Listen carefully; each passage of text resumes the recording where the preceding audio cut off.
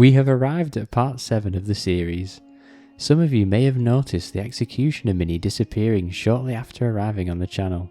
Unfortunately, I got into a little hot water with this mini, as I found there was an existing Mercer miniature with a very similar design.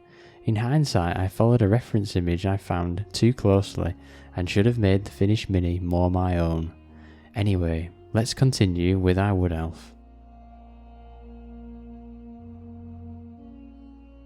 First off, let's dive into some details. We will be using the pinch, scrape and clay strips mostly to polish up some of our existing shapes. Feel free to skip past this part if it's not your thing. However, this is an important step to refining the shape to a finished state.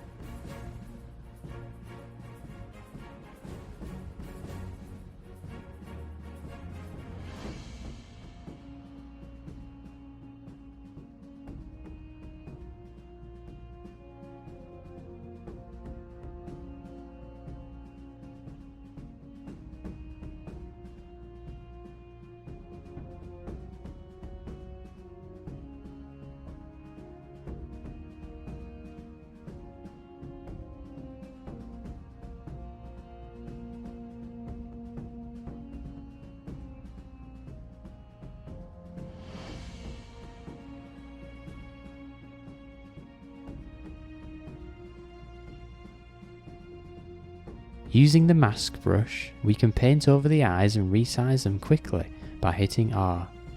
We need the core features of the face well defined so they are readable when printed.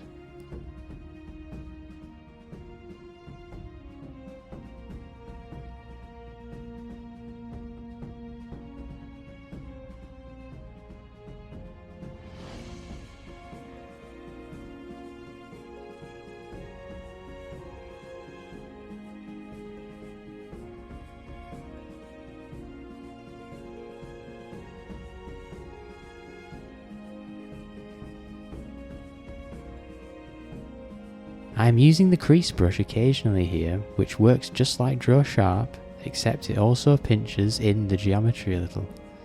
It's good to use crease and pinch more in the final stages, when you won't be remeshing, which could soften these shapes.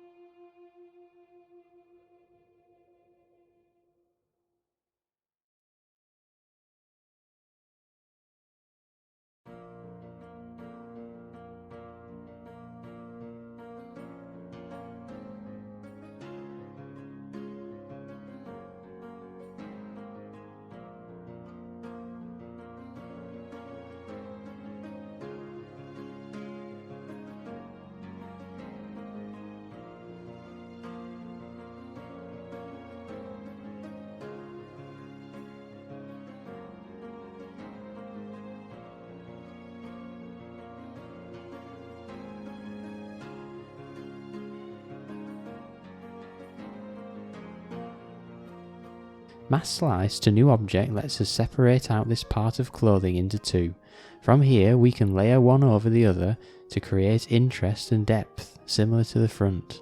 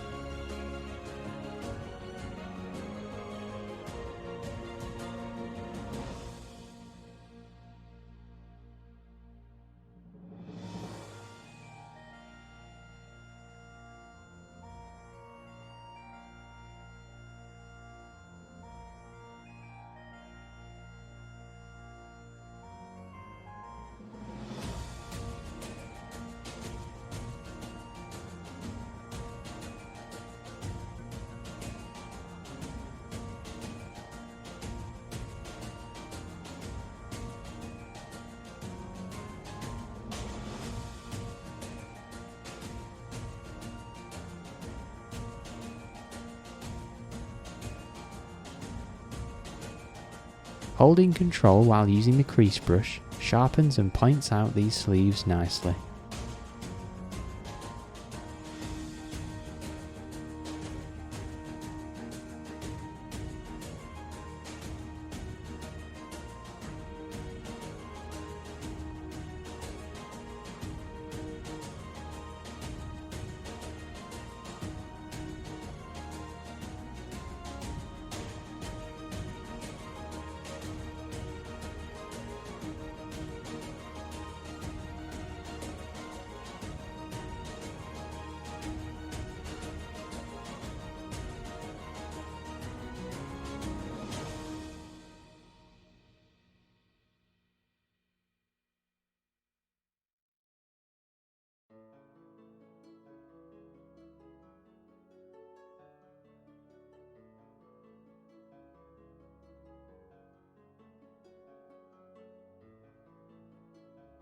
Preventing your character from looking stiff and static is no easy task.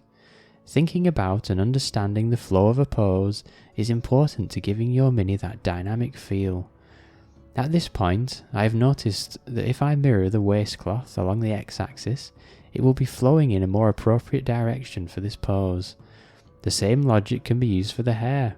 A small change, but in my opinion makes a huge difference to the overall piece. I want to separate the leg armour from the calf, so I will duplicate this object, then mask out a portion and mask slice to new object. However, you can see that the new object jumps into a strange position.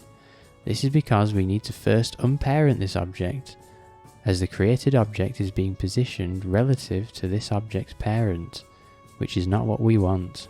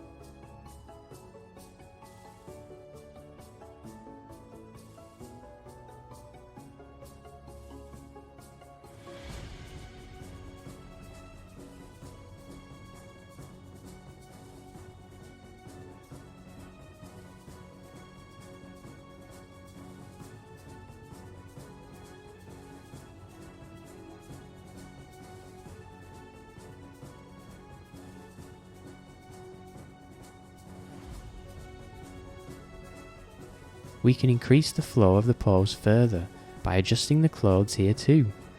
Imagining that she's leaping forwards and off the tree trunk, we can direct the shapes to help emphasize this movement.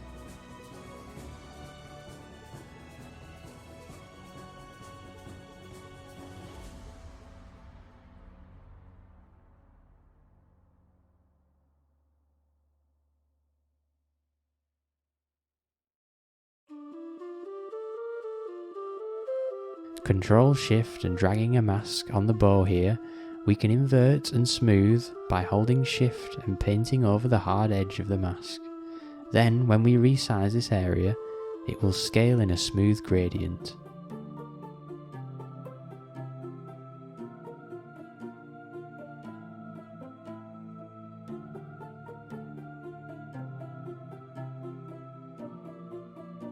Let's refine the right hand now. The basic gesture is there, but everything needs tidying up a little. Once we get one finger right, we can hit Alt-D and link duplicate all the others. Then we can position and scale each one in object mode.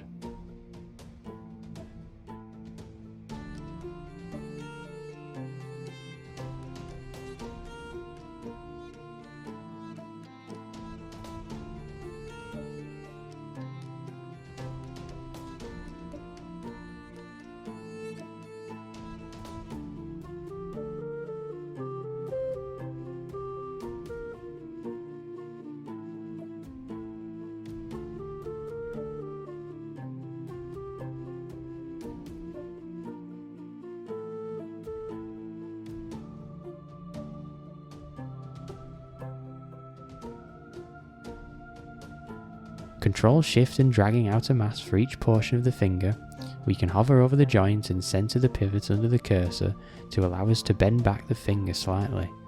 This will emphasize our open hand gesture. You will notice this change has been reflected across the other fingers too, and because we scaled them in object mode, each finger retains their own scale.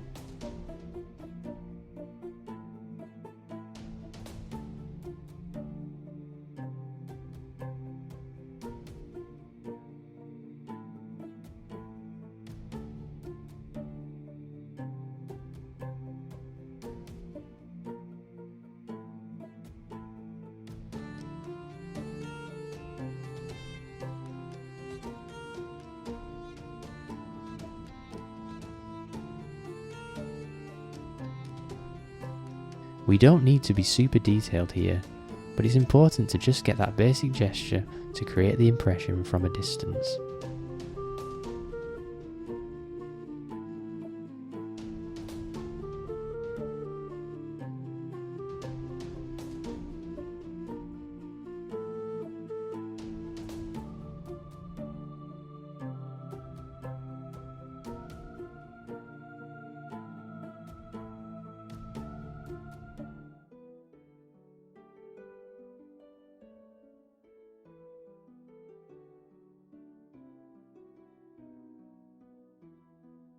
Duplicating our new finger from the right hand, we can reuse this for the left.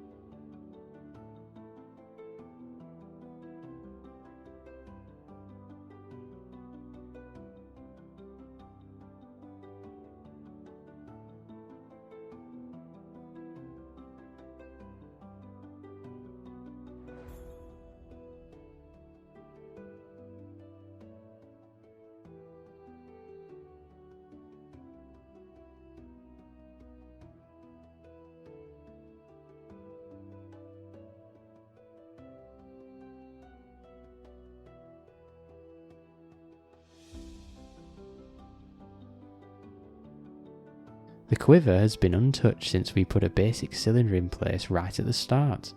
Let's remesh this to a higher density and mirror our brush along the X and Y axis together.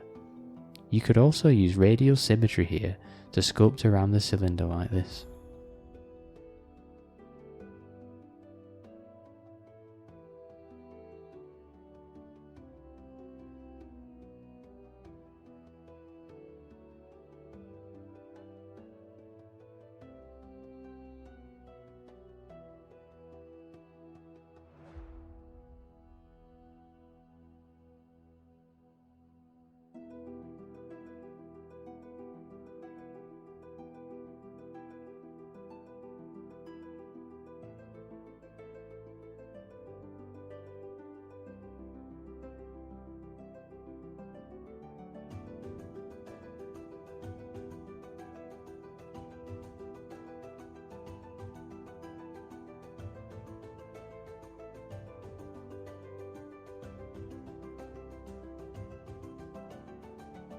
From a sphere we can add the mirror modifier across the head and pull the eyebrows out into shape using the snake hook.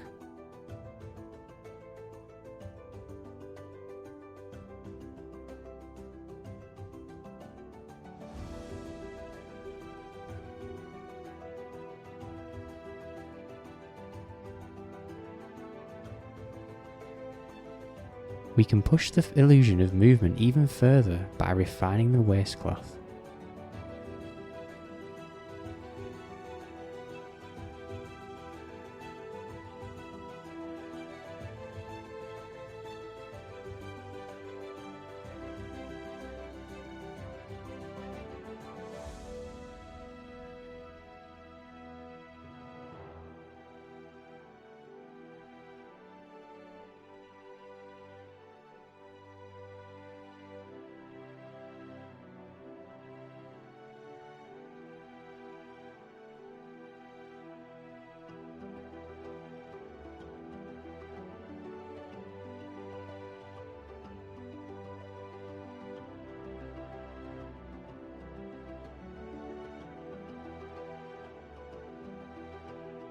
Bumping up the resolution on the right foot, we can sketch in a line which separates the sole from the shoe using the crease brush.